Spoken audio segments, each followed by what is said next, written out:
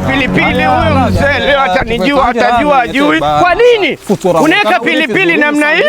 Pilipili zote hizi mreje wangu inyu. Kwa nini?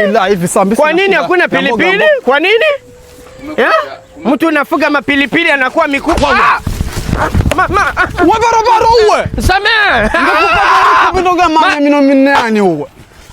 Mataka wangu anodondola vibaya. Yuko marigiza kabisa tauna tachi tu hiyo. Sakafirullah, vina bandira inyo. Yaani mtu amenipiga, sijui nimemkosea nini. Mbona sasa hivi wewe?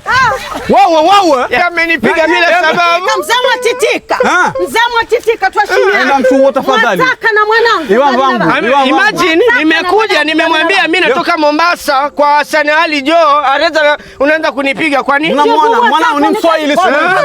Kama nyamwataka kabisa keza.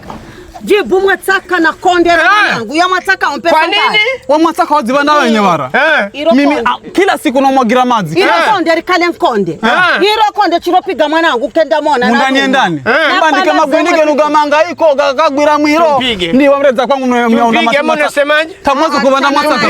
Ndichira mimi yuko. Wewe usiniletee Kiswahili hapa. Nitakupiga. Unaniletea sawaza hapa. Ndanikia sote wawili.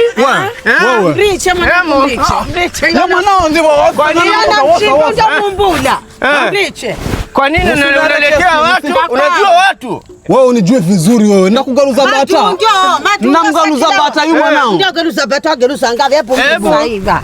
Ondoka. Ndicho hapa. Wewe. Kwa nini?